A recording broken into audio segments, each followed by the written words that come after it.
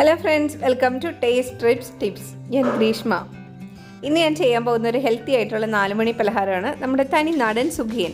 വളരെ ഈസി ആയിട്ടും രുചികരമായിട്ടും എങ്ങനെ നമുക്ക് സുഖിയൻ ഉണ്ടാക്കാമെന്ന് നോക്കാം. 1 കപ്പ് ചെറുപയർ ഞാനിവിടെ എടുത്തിട്ടുണ്ട്. നന്നായിട്ട് കഴുകി വൃത്തിയാക്കി എടുക്കുക. ഇനി നമുക്കിത് 4 മണിക്കൂർ കുതിർക്കുന്നതിനായിട്ട് മാറ്റി വെക്കാം.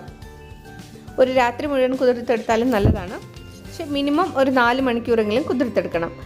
ഇപ്പോൾ 4 മണിക്കൂർ കഴിഞ്ഞിട്ടുണ്ട്. ഇനി നമുക്കിത് വേവിച്ചെടുക്കാം. കുതിർത്തെടുത്ത പയർ നമുക്ക് കുക്കറിലേക്ക് ഇട്ട് കൊടുക്കാം. അതിലേക്ക് 1 കപ്പ് വെള്ളവും 1/4 ടീസ്പൂൺ ഉപ്പും ചേർത്ത് 2 വിസിൽ വരുന്നത് വരെ വേവിച്ചെടുക്കുക. പല കുക്കറിനും പല അളവിലായിരിക്കും, അപ്പോൾ അതനുസരിച്ച് വേണം വേവിക്കാനായിട്ട്. എനിക്ക് 2 ഫുൾ വിസിൽ വരുന്നത് വരെ ഞാൻ വെച്ചു. അതിനുശേഷം ഒരു 5 മിനിറ്റ് വെയിറ്റ് ചെയ്തപ്പോൾ നന്നായിട്ട് വെന്തിട്ടുണ്ട്, പക്ഷെ ഉടഞ്ഞു പോയിട്ടില്ല. ഈ ഒരു പാകത്തിനാണ് വേണ്ടത്.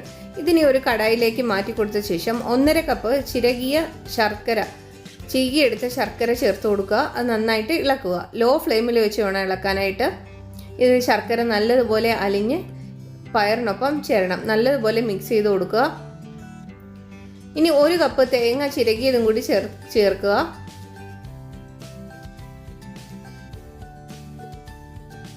ലോ ഫ്ലെയിമിൽ വെച്ച് വേണം ഇളക്കി കൊടുക്കാൻ. തേങ്ങ നന്നായിട്ട് ശർക്കര പാനിയുമായി ചേർന്ന് നല്ലതുപോലെ മിക്സ് ആവുന്നത് വരെ ഇളക്കി കൊടുക്കുക. അപ്പോൾ ഈ കൂട്ട് തയ്യാറായിട്ടുണ്ട്.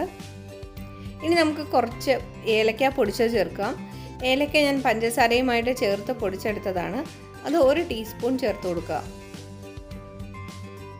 ഇപ്പോൾ ഈ ഒരു കൂട്ടിന് ഒരു ചെറിയൊരു നനവൊക്കെ ഉണ്ട്. തേങ്ങയുടെയും ശർക്കരയുടെയും ഒരു നനവുണ്ട്. അത് മാറ്റുന്നതിനായിട്ട്, കുറച്ചും കൂടെ നല്ല മുറുക്കം കിട്ടുന്നതിനായിട്ട് നമുക്ക് കുറച്ച് അവൽ ചേർത്ത് കൊടുക്കാം. 1/2 കപ്പ് അവൽ ചേർത്ത് ലോ ഫ്ലെയിമിൽ വെച്ചിട്ട് നന്നായിട്ട് ഇളക്കി കൊടുക്കുക. ഇപ്പം നല്ല ടൈറ്റ് ആയിട്ടുണ്ട്. ഇതിനകത്തുള്ള ഫില്ലിങ് നല്ല ടൈറ്റായി വന്നിട്ടുണ്ട്. ഈ ഒരു പാകത്തിന് വേണം എടുക്കാൻ. ഇനി നമുക്ക് പുറം ഭാഗത്തെ കോട്ടിങ് തയ്യാറാക്കുന്നതിനായിട്ട് 1.5 കപ്പ് മൈദാമാവ് എടുക്കുക. അതിലേക്ക് 2 ടീസ്പൂൺ അരിപ്പൊടി ചേർത്ത് കൊടുക്കുക. ഞാൻ ഇടിയപ്പത്തിൻ്റെ പൊടിയാണ് ഞാൻ ചേർക്കുന്നത്. അതിലേക്ക് 1/4 ടീസ്പൂൺ ഉപ്പ് ചേർക്കുക. 1/4 ടീസ്പൂൺ മഞ്ഞൾപ്പൊടി ചേർക്കുക. ഇതെല്ലാം കൂടി നന്നായിട്ടൊന്ന് മിക്സ് ചെയ്ത് കൊടുക്കുക. അതിനുശേഷം 1/4 കപ്പ് മുതൽ 1 കപ്പ് വെള്ളം വരെ ചേർത്ത് പതിയെ ഒന്ന് മിക്സ് ചെയ്ത് കൊടുക്കുക. ഒരു ദോശ ബാറ്ററിൻ്റെ പരുവത്തിന് വേണം മിക്സ് ചെയ്തെടുക്കാനായിട്ട്. ഒട്ടും തന്നെ കട്ടയില്ലാതെ നല്ലതുപോലെ മിക്സ് ചെയ്തെടുക്കുക. നല്ല സ്മൂത്ത് ബാറ്ററായിട്ട് കിട്ടണം.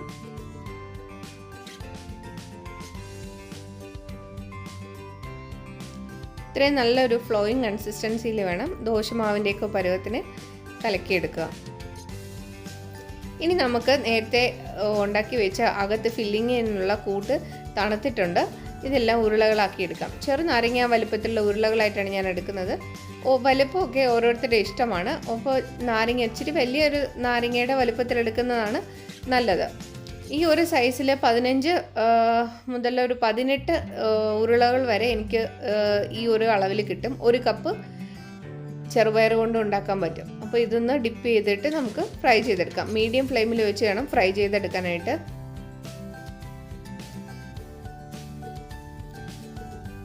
എല്ലാം മാവിൽ മുക്കി കോട്ട് ചെയ്തിട്ട ശേഷം ഓരോന്നായിട്ട് ഇട്ട് കൊടുക്കുക.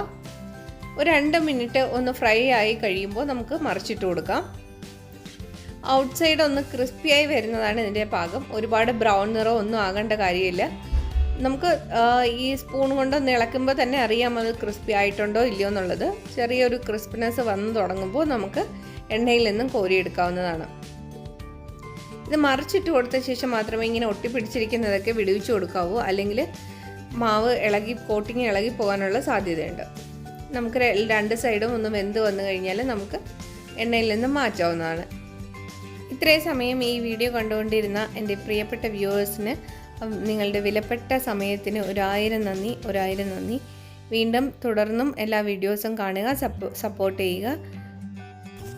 അടുത്ത വീഡിയോയുമായി കാണുന്നത് വരെ നന്ദി, നമസ്കാരം.